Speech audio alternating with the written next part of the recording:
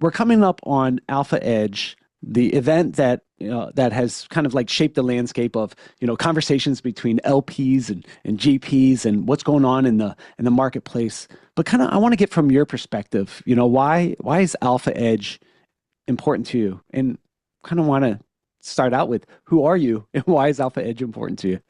Yeah, well, Frank Mihail, Chief Investment Officer for North Dakota Trust Lands. Um, I'm originally from Southern California, spent 4 years allocating for the state of New Mexico, based in Santa Fe before I moved up to North Dakota. And, you know, um, being when I was growing up in LA, there, our CFA society was like thousands of people, and you're just all around, so many investors in the city. And out here in North Dakota, I think we've got like 20 CFAs across the state, and so it's really nice when I can, when we can come together at events like Alpha Edge, and trade notes, share ideas, build your network with other like-minded investors. Yeah. Yeah, that's great. And in some of our earlier conversations, you mentioned like this quest for alpha. Walk us through, how does the CIO think and what do you mean by the quest for alpha? Well, I think it's really the name of the game, right? Like nobody's in this business to be mediocre, which I think is sort of another word for beta, right? Like everybody wants to deliver above and beyond the beta benchmarks, and that's how the whole industry is structured around that at the allocator level, at the GP level, and this event isn't a way for investors to trade notes on what's working and what's not. You have a team and you guys are like an elite team and you're managing quite a big amount. And, one of the things that you've done that you're proud of is, in regards to North Dakota's public schools. So kind of give us an idea of size and, some of the distributions that you guys have made. Yeah, so we're when I joined 3 years ago, we were 5.9 billion. In 3 years, that's grown to 8.7 billion. And this school year, we're distributing 300 million to North Dakota public schools, which makes up a quarter of the state's share funding cost. And so I'm really proud of that. I think we're on a really great trajectory. And I think in my lifetime and sooner, my goal is to be able to cover 100% of the state funding share for public schools. Man, why is that important to you as you're growing this out and making, good sized distributions? Why is that important to you to one day cover 100% of it? I think it's a fantastic mission and goal, to be able to cover the cost of education, which then further translates into tax relief to the local citizens. Because if we weren't covering it, it would have to come from somewhere. Being a CIO, there's this thing where you want to beat beta, right? You're seeking alpha, you want to generate alpha, and there's like this competitive drive in you to beat that marker. Like, where do you think that comes from with you? Like, how do you think you developed that competitive nature? Yeah, that's a great question. I probably first thing that comes to mind is just growing up as a kid in Los Angeles. I was my life revolved around basketball. I played basketball all the time. And I grew up during like the Michael Jordan, Magic Johnson era, and we were just competitive kids on the court. I'd spend like 12 hours a day at the park playing basketball when I was a kid, and it was just like super competitive and but also like a really great team player, right? And I think all of that translates to this career. Yeah. Now, when it comes to the events, for people listening in, other CIOs or other groups out there, what kind of things could they expect when showing up to an event like this, and why should they go?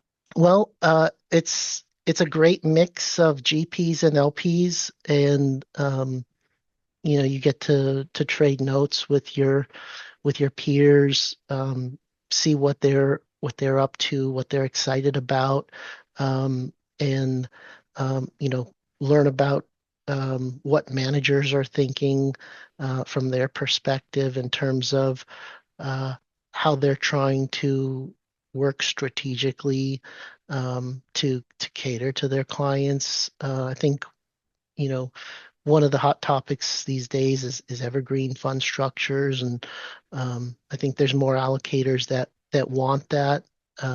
There's more GPs that are receptive to providing that, and so that's just an example of a topic of discussion that I think other allocators can learn about and discuss at an event like Alpha Edge. Yeah. So let's do this. I'm going to throw a few topics on the table. You choose which one you would kind of like to go further in, at least for the rest of, today.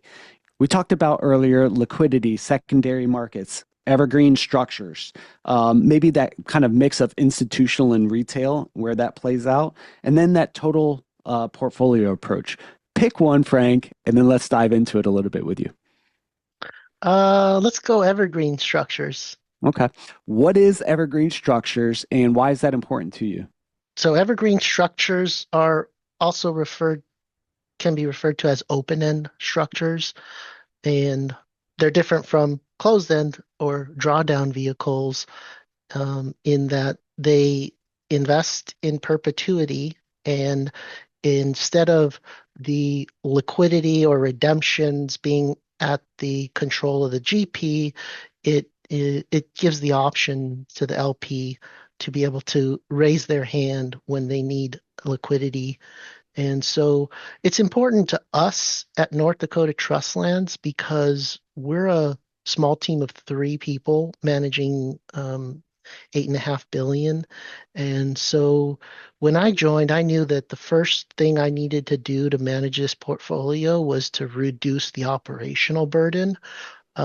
For us, that means when we invest in closed-end or drawdown vehicles, over time, as you re-up over multiple vintages, you get this line item sprawl where your book then becomes, 200 plus line items and everything, you have to open new accounts, go through legal setup, make capital calls, and you wake up one day and you're just like, how did my book get so big? With the evergreen structures, it really reduces that operational burden on us so we can focus on what we love, which is the investing part of the business. And we can deploy the money once, put it in the ground in perpetuity. And if we need to rebalance, add more capital, take some out, then that evergreen structure allows for that. Super cool. And I love the idea of connecting with you face to face while we're there. Kind of one last question. When it comes to institutional investor, right? Alpha Edge is powered by institutional investor. And as you got introduced to institutional investor and their events, like walk us through like how did you find out about II and how did you first start getting engaged with them and the team? I feel like I've known about II ever since I entered the industry when I was in Santa Fe, New Mexico. Um, and I'm trying to think back.